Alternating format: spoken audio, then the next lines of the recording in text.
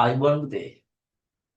ඔයා මේ වෙනකොට ආර්ථික විද්‍යාව පළමු ප්‍රශ්න පත්‍රය සහ ආර්ථික විද්‍යාව දෙවන ප්‍රශ්න පත්‍රය අවසන් කරලා තමයි ඉන්නේ.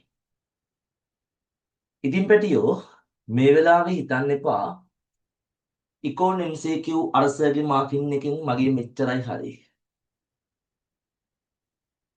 මට සෙකන්ඩ් එකේ මෙන්න මේ ටික ලියන්න බැරි වුණා, මේ වුණා, අරම වුණා කියලා කිසිම ඔයාට වෙච්ච දේවල් ගැන හිතන්න එපා පුතේ. ඔයා දැන් ඉකෝන් ලියලා ඉවරයිනේ. ඔයා දැන් ඒක ශාලාධිපතිතුමා ඇතුලේ විභාග පරීක්ෂකවරුන්ට ප්‍රශ්න පත්‍රය බාර දීලා දැන් ගෙදර ඇවිල්ලා තියෙනවා. හරි. පුතා ඔයා ඒ ඉකෝන් වලට ලකුණු කීයක් තිබ්බත් දැන්? අපි ළමයින්ට දෙන ප්‍රධානම මුලින්ම කියන දේ තමයි හරි වැරදි ගාන බලන්න එපා කියන දේ. හරි. මොකද එහෙම බලනවා කියන්නේ ඒක ඔයාට කරගන්න ලොකු ඩැමේජ් එකක්. ලොකු හානියක්. හරිද? දැන් ඉකෝන් ඉවරයි පුතේ. ඒ කියන්නේ හරියටම විභාගයේ දැන් ඉකෝන් accounting BS කරන ළමයින්ට ඔයාගේ පුතේ ප්‍රධාන විෂයන් තුනෙන් මේ වෙනකොට එකක් ඉවරයි. අපි එතකොට මේ පුංචි විනාඩි 10ක වගේ පුංචි මීටින් එකක් ගත්තේ ඇයි මේ විදියට? පුංචි වීඩියෝ එකක් ඇයි ඔයගොල්ලන්ට මේ විදියට දෙන්නේ පුතේ? මගේ පුතාලා ටික දැන් ඉකෝන් ඉවර වෙලා ඉවරයි. ඒක හරිද? ඔයා හොඳට සමහර වෙලට කරන්නේ නැති සාඩ පුංචි පුංචි අඩුපාඩු වල දැනෙන්නේ නැති කමක් නැහැ. ඒක දැන් ඉවරයිනේ පුතේ. එතනින් යම් ලකුණු ප්‍රමාණයක් අහිමි වුණා නම් ඔයාලට තව විෂයන් දෙකක් තියෙනවා පුතේ. ලකුණු වැඩි කරගෙන දැන් ඉන්න මට්ටමකට වඩා ලකුණු දෙකක් වැඩි කරගෙන ගේමක් ගහන තව විෂයන් දෙකක් තියෙනවා. ඔයා ඉක්කොන් හොඳටම කරපු දරුවෙක් නම් ඔයාට පුළුවන් මේ විෂයන් දෙක සුපිරියටම කළා පුතේ. සුපිරි රෑන්ක් එකක මට්ටමටම ප්‍රතිඵලය ගේන්නත් පුළුවන්. දැන් සාමාන්‍යයෙන් අපි හිතමු හිතන්න එපා මගේ MCQ හරි ගියේ මෙච්චරයි මට A එකක් එයිද මට B එකක් එයිද මට S එකක් ගන්න පුළුවන්. හිතන්න එපා දැන් ඒක ඉවරයි. හරි. ඒ මතකයේ ගුලි කරලා පුතේ මහවැලියට බැරි නම් කළු ගඟට හරි කැලණි ගඟට වලවේ ගඟට හරි කමන්නේ දාන්න. හරිනේ. ඒක ඉවරයි. එහෙනම් මම පුතා ඔයාට හරියටම තව පැය කිහිපයකින් පුතේ ව්‍යාපාර අධ්‍යයනයේ ප්‍රශ්න පත්‍රයට මුහුණ දෙන්න තියෙනවා. හරි. මේ BS පේපරේදී පුතා BS ප්‍රශ්න පත්‍රයේදී පැටියා දැන් ඔයා දැන් දවස් ගාණක් තිස්සේ පුතේ එක දිගටම ඉකෝන් කර කරානේ. දවස් ගාණක් තිස්සේ ගොඩක් දරුවෝ සමහර ළමයි BS පොතක්වත් අතින් අල්ලන්නේ නැතුව ඇති. මම අපේ පන්ති වල දරුවන්ට නම් මතකයි උපදෙස් දුන්නා පුතා ලොවෙත් ආයි සිකුරාදා වගේ වෙනකන්වත් අඩුමතර මේ BS පේපරේ ගානේවත් දවසකට කරන්න කියලා. පුතේ ඒකට හේතුවක් තියෙනවා. මොකද අර එක දිගට විෂය නොකර හිටියාම අපට අමතක වීමේ සම්භාවිතාව වැඩි. හරි. අපි දැන් මේ කතාවට යමු. දැන් පුතේ මේ අන්තිම මොහොතේ මේ ගේම් එක ඔයා ගහන්න එපා පුතේ. කවුරුත් කිසිම දරුවෙක් මේ ගේම් එක අතාරින්න එපා. හරි. ඉකෝන් මොන විදියට කරත් හදිසි ලකුණට අඩු වෙලා නම් මේකෙන් අල්ලන්න පුතේ. BS එකකින් accounting එකකින් අල්ලන්න. හරි. ඉකෝන් හරි මොන මට්ටමේ කරත් අපි මේ ඉදිරි විෂයන් දෙකට දැන් හොඳ සූදානමක් ගන්න ඕන බැටියෝ. එහෙනම් ඒකට පුතා ඔයා ව්‍යාපාර අධ්‍යයන විෂයට අදාළව පුතේ BS පේපරේට අදාළව මගේ පැටියා ඔයා මුලින්ම කරන්න ඕන ප්‍රධානම දේ තමයි දැන් මේ පේපර පටන් ගන්න එපා පුතේ කවුරු. මේක මගේ අදහස. කැමති කෙනෙක්ට පුළුවන් තමන්ගේ අදාළ ගුරුවරයෙක් කිව්ව කැමති විදියට කරන්න පුළුවන්. හරි. ඔය එක සැරේම දැන් ඉඳන් පේපර ලියන්න ගන්න එපා. හරි. දැන් මෙතෙන් සිට ඔයාට පැය කිහිපයක් වෙන් කරගන්න පාඩම් ටික චුට්ටක් බලා ගන්න පුතේ. සිලබස් එකේ පාඩම් සෙට් එක තියෙනවනේ. මේ සම්පූර්ණ මේ මුල ඉඳන් පාඩම් කරන්න කියලා නෙමෙයි මේ කියන්නේ. පාඩම් ටික චුට්ටක් වේගෙන් බලා ගන්න පොඩි වෙලාවක් අද රාත්‍රියේදී ඔකට වෙන් කරගන්න පුතේ. සමහර විට අද රාත්‍රියේම ඔකට වෙන් කරත් කමක් නැහැ. පාඩම් ටික හරියට බලා ගන්න නැතුව එක එක විකාර වැඩ කරන්න පටන් ගන්න එපා. අර සර් කියපු අනුමාන මොනවද? මේ සර් නෝ කියපුවා මොනවද? හරි? නේ? හරිද? නිකන් ශාස්ත්‍ර හොයාගෙන යනවා වගේ අර සර් කියපුවයි මේ සර් කියපුවයි බල කාලේ නාස්ති කරගන්න යන්න එපා පුතේ. හරිද? දැන් උදාහරණයක් හිතන්න අපි තුමු සර් කෙනෙක් විභාගෙට එනවා කියලා මාතෘකා 100ක් කිව්වොත් ඕකෙන් 10ක් එනවනේ පුතේ කොහොමද? හරි 10ද ලකුණු ඕන නෑනේ 100 ඕනනේ. ඒක නිසා ඒක නිසා දැන් Taman කවුරු හරි ගුරුවරයෙක්ගේ පන්ති ගියා. ඒ ගුරුවරයා විශ්වාස කළ වැඩ ටික කරගෙන ගියා. ඊට මේ මොහොතේ හරිද මේ මොහොතේ අරහේ මෙහි අනුමාන හොය අරහේ මෙහි දීපු ප්‍රශ්න හොය බොරුවට කාලේ නාස්ති කරන්න එපා පුතේ.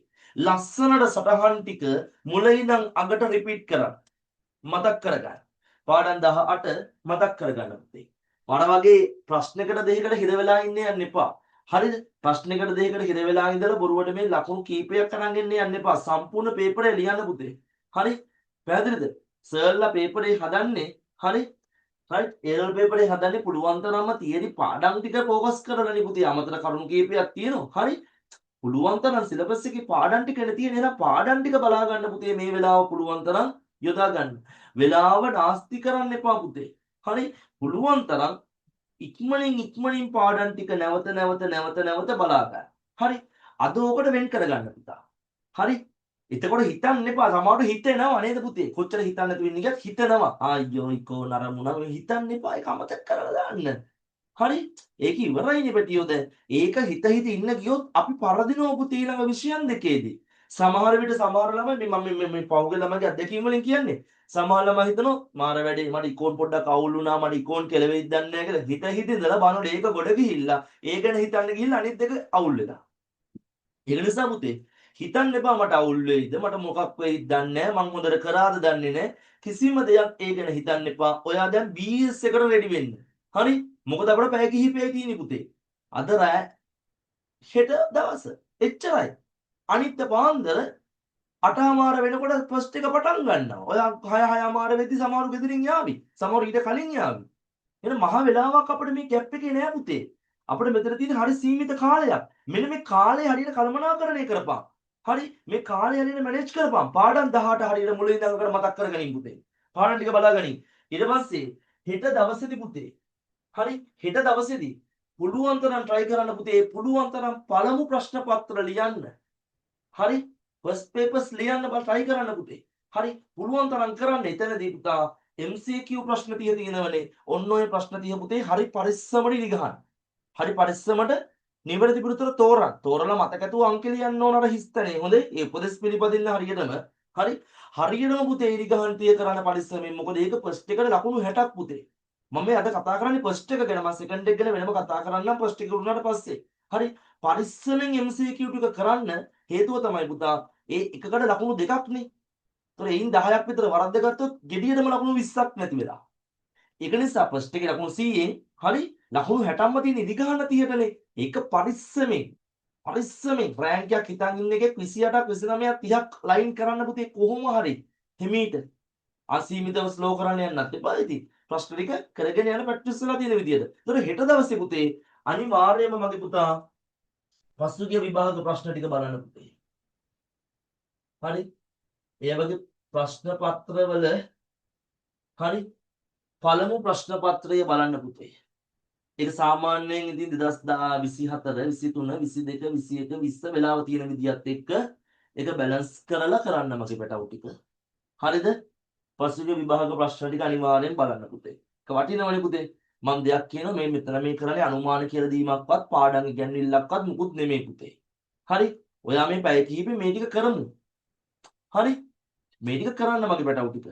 පට්ට ගේමක් ගහ ගන්න පුළුවන් පුතේ. පාස් පේපර්ස් ටික කරන්න. ඊට පස්සේ සුදු පුතා ඊට පස්සේ පැටිය ඔයා හරි පසුගිය විභාග ප්‍රශ්න පත්‍ර ටික කරන්න.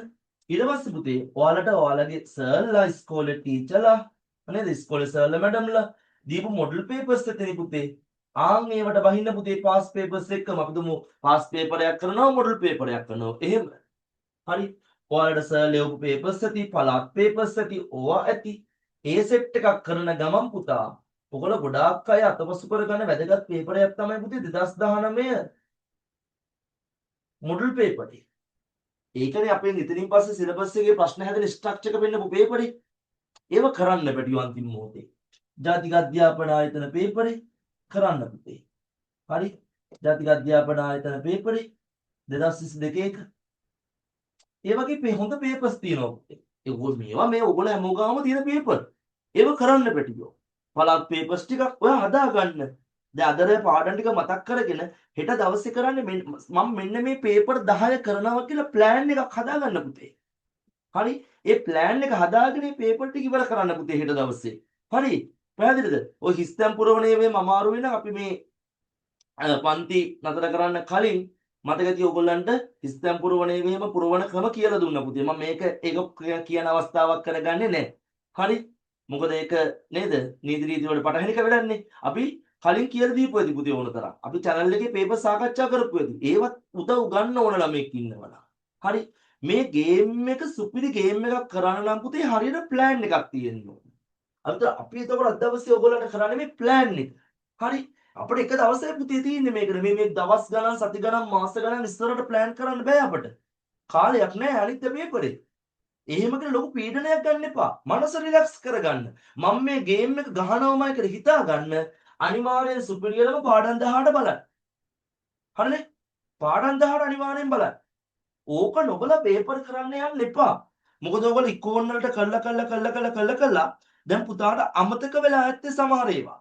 සපුතේ පාඩම් 18 හරියට බලන්න. පහුගිය පේපර්ස් ටිකයි බලන්න. මොඩල් පේපර්ස් ඔයගොල්ලන්ට සර්ලා ඉස්කෝලවල ඊට පස්සේ ටියුෂන් ක්ලාස් වල දීපු පේපර්ස් ටික බලන්න. ඊට පස්සේ 19 NI පේපරේ වගේ හොඳ පේපර්ස් ටිකක් තෝරගෙන අතරේ හදාගන්න මෙන්න මේ පේපර්ස් 10 මං හෙට කරනවා. මෙන්න මේ පේපර්ස් 12 මං හෙට කරනවා. නැත්නම් මේ පේපර්ස් 5 මං කරනවා. කරන පේපර්ස් ගන්න නෙමෙයි. හරියට කරන්න පුතේ. හරි.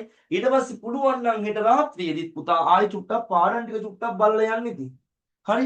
පාඩම් ටික චුට්ටක් බලලා යන්න සර්ලගේ අර හරිද? සර්ලා මේවා පාඩම් කරගන්න කිව්වා කිය යාළුවෝ එවන නෝට් විසි කරලා දාන්න පුතේ. හරිද? අපේ සර් මෙන්න මේ ටික තමයි එනවා කිව්වේ මේ ටික බලා ගන්න හලෝ කියලා එවනවනේ විසි කරලා දාන්න පුතේ. හරි. ඔයාට මේ හරියට මේ ගේම් එක ගහන්න ඕන නම් පාඩම් ටික අද බලා ගන්න. ඊට පස්සේ පාස් පේපර්ස් කරන්න. ඊට පස්සේ මොඩල් පේපර් සෙට් එකක් කරන්න. පුතේ අනිවාර්යෙන් ඔයාලට මේ ගේම් එක දිනන්න පුළුවන් පැටියෝ. හරිද? මේ ගේම් එක දිනන්න පුළුවන්. අනිවාර්යෙන් ඔයාව විශ්වාස කරන්න. ඔයාව විශ්වාස කරලා හරියට මේ ගේම් එක ගහන්න පුතේ. හරිද? තාම කවුරුත් දින්නෙත් නැහැ, පරදුනෙත් නැහනේ. පරදින්න එපා. මේ ගේම් එක ගහන්න. ඉකෝන අරාඩු පාඩුව වුණා. හරි මෙහෙම වුණා අරමුණා නම් මෙහෙම කරගත්තා නම් හරිනේ. ඔය වගේ මනස්ගාත ඔළුවේ පුරවගෙන පුතේ අවුලෙන් ඉන්න එපා කවුරුත්. හරි ඉදිරි තව පේපර්ස් 4ක් ඔයාලට තියෙනවා.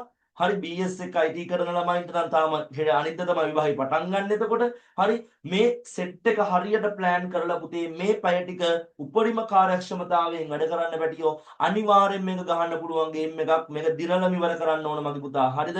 එහෙනම් කිව්ව විදියට පාඩම් ටික මුලින් බලාගත්තා, පාඩම් ටික මතක් කරගත්තා. ඊට පස්සේ හෙට දවසේ පේපර්ස් වලට බැස්සා. ලස්සන රිසර්ච් එකක් ඔයාට ඒ පුතේ. හොඳ ප්‍රතිඵලයක් ඔයාට එයි. එහෙනම් සෙකන්ඩ් එකට කලින් දවස් ටික බෙදලා කොහොමද පේපර්ස් කරන්න කියලා පොඩි අයිඩියා එකක් දෙන්නම් පුතේ. කැමති ළමයි මේ විදියට වැඩ කරන්න. මේක ඔයා වැඩ කරන වෙලාව, සර්ලා වැඩ කරලා හරි සර්ලා මැඩම්ලා වැඩ කළා යම් දිනක සිට පන්ති මේ වෙනකොට නවත්තලා නැති නේද පුතේ? මේක ඔයා වැඩ කරන වෙලාව, එහෙනම් කාටද පුතේ බාර? ඔයාට. ඔයා මේ වෙලාව හරියට කරන්න. මොකද පහුගිය දවස් ටික අපි මේ වීඩියෝ එකක් දැම්මේ නැත්නම් ඔයගොල්ලෝ ඉක්කෝන් වලට සෑහෙන මහන්සි වෙනවා. ඉක්කෝන් වැඩ කරපු නිසා දැන් එහෙනම් ඔන්න පුතේ ව්‍යාපාරත් වෙන විෂයට අදාළව මේ ගේම් එක ගහන්න ඕන වෙලාව ඇවිල්ලා තින්නේ. සැරටම මේ ගේම් එක ගහන්න පුතාලා සුපිරියර වැඩ ටික කරගෙන යන්න. පාඩම් ටික බලලා පේපර්ස් ටික කරලා විශේෂයෙන් පසුගිය විභාග ප්‍රශ්න කරන්න කියලා කියන්නේ පුතේ. එකකින් හොඳ අදහසක් ගන්න පුළුවන් ඔයාලට පුතේ. මං කියන්නේ ඒවා මේ අවුරුද්ද දෙනවා කියලා නෙමෙයි පැටියෝ. හරි පේපරේ කොහොමද හැදෙන්නේ? කොහොමද මේ ප්‍රශ්න නිර්මාණය වෙන්නේ? හොඳ අදහසක් ඔයාලට ගන්න පුළුවන් පුතේ. මෑත ඉතිහාසය අපි පාස් පේපර්ස් ටික බැලුවාම මං අන්න ඒ වගේ හොඳ ඔයාලා ලංකාවේ ඕන ළමයෙකුට හරි සුපිරි ගේමක් ගහ ගන්න පුළුවන් අදහසක් දුන්නේ. ඕගොල්ලෝ වැඩ කරන්න මේක ඔයාගේ වෙලාව. සුපිරියට වැඩ කළා පාඩම් ටික මතක් කරගෙන පේපර්ස් ලියලා හොඳ ප්‍රතිඵලයකට යන්න මගේ පුතේ. හරි අම්මා තාත්තා කියන හැබෑ කරන්න. ඔයාගේ ගුරුවරුන් කියන හැබෑ කරන්න. මේ ගේම් එක අනිවාර්යයෙන්ම ගහනම කියලා හිතාගෙන සුපිරියට වැඩ කරන්න. ඔයාලා අනිවාර්යයෙන් මේ ගේම් එක ගහන්න පුළුවන් පුතේ. හැමෝටම BS වලට හොඳ ප්‍රතිඵලයක් හිතන් ඉන්නවට වඩා සුපිරි ප්‍රතිඵලයක් ගන්න පුළුවන් වෙන්න කියලා හදවතින්ම ප්‍රාර්ථනා කරනවා මගේ පැටවු ටික. එහෙනම් ෆස්ට් එක හොඳට ලියලා එන්න පරිස්සමට මං කිව්ව විදියට අද රෑ සහ හෙට සුපිරියට වැඩ ටික කරන්න. එහෙනම් ජයවා බුදු සරණයි දෙවිපීඨයි හැමෝටම පුතාලා හොඳට වැඩ ටික කරන්න. කෙටි දෙනුවත් කිරීමක් කෙටි වීඩියෝ එකක් දැම්මේ මම පුතාලට. හරි අදහසක් නැතුව මොකද්ද මේ දවස් ටිකේ කරන්නේ කියලා හිතා ගන්න බැරුව කාලේ නාස්ති කරන්න උන් වෙනුවෙන්. හරි එහෙනම් හැමෝම හොඳට මේ වැඩ ටික කරන්න. එහෙනම් ෆස්ට් එක වැඩ කළා හැමෝම පුංචි ප්ලෑන් එකක් දෙන්නම්. සෙකන්ඩ් එකටත් වැඩ ටික කරගෙන යන්න. කිව්ව විදියට වැඩ ටික කරන්න පුතේ. එහෙනම් ආයිබෝන් හැමෝටම.